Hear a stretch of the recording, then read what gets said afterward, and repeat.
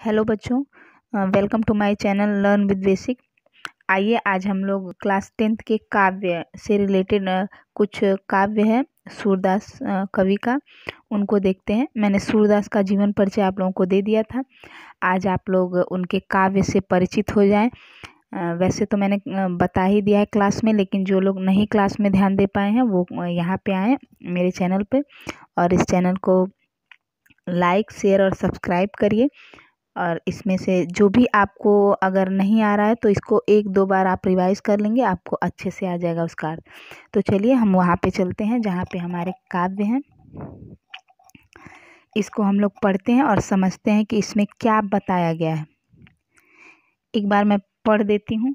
और ये चूँकि ये गायन गेय पद है तो मुझे गा के बताना पड़ेगा, तो इसको आप लोग थोड़ा सा सुनिए। ऊधो तुम हो अति बड़ भागी, ऊधो तुम हो अति बड़ भागी। अपरस रहत स्नेह तगाते, अपरस रहत स्नेह तगाते। नाहिन मन अनुरागी, ऊधो तुम हो अति बड़ भागी। चलिए इसके अर्थ को समझिए। इसमें क्या है? गोपियों द्वारा उद्धव के योग संदेश पर गोपियों ने कटाक्ष किया है, यानी व्यंग किया है। उद्धव गोपियों के लिए योग संदेश लाए हैं और उन्हें कृष्ण के मोह जाल से निकालना चाह रहे हैं और कह रहे हैं कि आप योग संदेश को देखिए, योग करिए। और गोपियां हैं कि वो कृष्ण के प्रेम में एकदम लिप्त हैं, वो नहीं चाहती कृष्ण को अपने से अलग करना। उस पर वो व्यंग करती हुई उद्धव से क्या कह रही हैं वो यहाँ पे बताया गया है। यानी उन्होंने कहा है, हे उद्धव तुम तो बड़े भाग्यशाली हो, यानी तुम्हारा भाग्य तो बहुत बड़ा है और तुम बड़े भाग्यशाली हो। अपरस रहत स्नेह तगात, यानी तुम हर समय प्रेम के बंधनों से, यानी प्रेम के धागों से अछूते रहे हो। अपरस अछूते रहे हो। नाहिन मन अनुरागी, और तुम्हारे मन में कभी भी प्रेम अनुराग पैदा ही नहीं हुआ, यानी तुम्हारे मन में कभी भी प्रेम का आरंभ ही नहीं हुआ। पुरैन पात रहत जल भीतर, तारस देह न दागी। पुरैन पात रहत जल भीतर, तारस देह न दागी। ऊधव तुम हो अति बड़ भागी। अब यहाँ गोपियाँ क्या कह रही हैं कि जिस प्रकार पुरैन पात यानी कमल का पत्ता जल के भीतर रहते हुए भी तारस देह न दागी, यानी उस पे जल का प्रभाव नहीं पड़ता है, उसी प्रकार आप हैं। यानी आप प्रेम रूपी कृष्ण रूपी प्रेम के जल में रहते हुए भी आप प्रेम से अछूते हैं। ज्यों जल माह तेल की गागरी, बूंद न ताको लागी। ऊधव तुम हो अति बड़ भागी। अब गोपियाँ क्या कह रही हैं कि ज्यों जल माह तेल की गागर, यानी जिस गागर में, जिस गगरी में, जिस घड़े में तेल बार बार डाला जाता हो तो उसके चारों तरफ उस तेल की एक मतलब उस तेल में वो एकदम सना हुआ रहता है, यानी उसके चारों तरफ तेल लगा हुआ रहता है। बूंद न ताको लागी, अगर उसी घड़े को पानी में डुबोया जाए तो उसमें से फिर उसे निकाला जाए तो उसमें पानी का कोई प्रभाव नहीं पड़ता, यानी वो तेल की गागर फिर उसी तरह तेल जैसी ही दिखेगी, आप पानी उस पर नहीं पा सकते हैं। यानी वो कह रही है कि ज्यों जल माह तेल की गागर, जिस प्रकार से तेल की गागर को अगर मटकी को अगर पानी में डुबोया जाए और फिर उसे निकाला जाए तो उसमें बूंद न ताको लागी, यानी एक भी बूंद उस पर नहीं लगती है।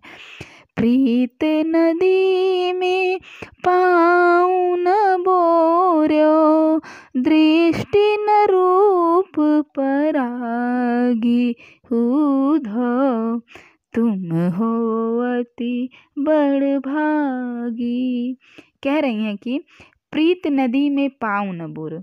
हे उद्धव, तुमने तो प्रेम की नदी में पाँव तक नहीं बोरा। दृष्टि न रूप परागी, और ना ही तुमने उस दृष्टि से, उस अनुराग की दृष्टि से श्री कृष्ण को देखा है।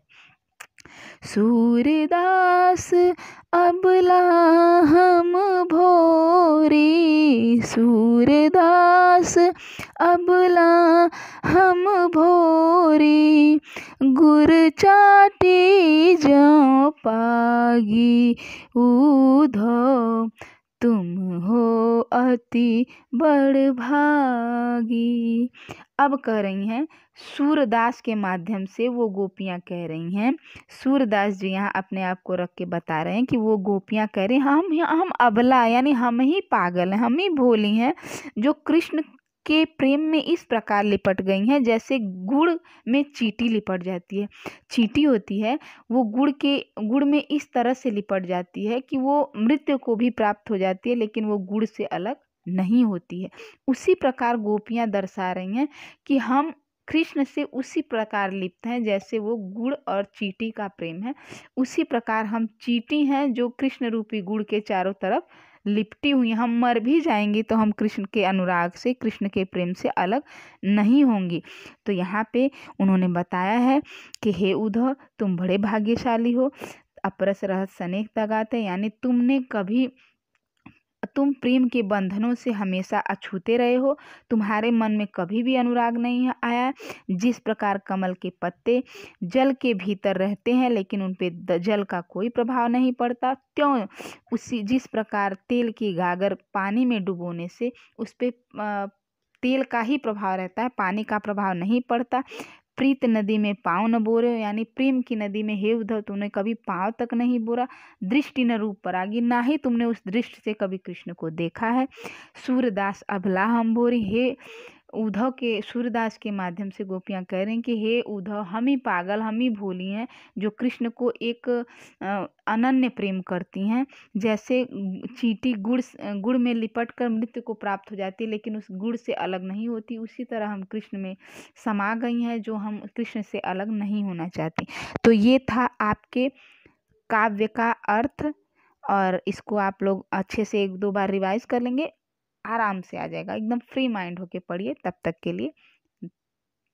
अब आगे वाला जो पद है उनका वो मैं आगे दूंगी और आप लोग इसको अच्छे से समझ लीजिए। जिसको नहीं समझ में आए वो 2-3 बार रिवाइज करें। आज बच्चों इसका PDF आपको मेरे टेलीग्राम चैनल के पे मिल जाएगा, जिसका लिंक मैंने यहाँ पे आपको दे दिया है।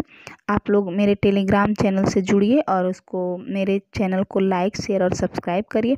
अगला पद लेके मैं फिर हाजिर होती हूँ। तो तब तक के लिए बाय।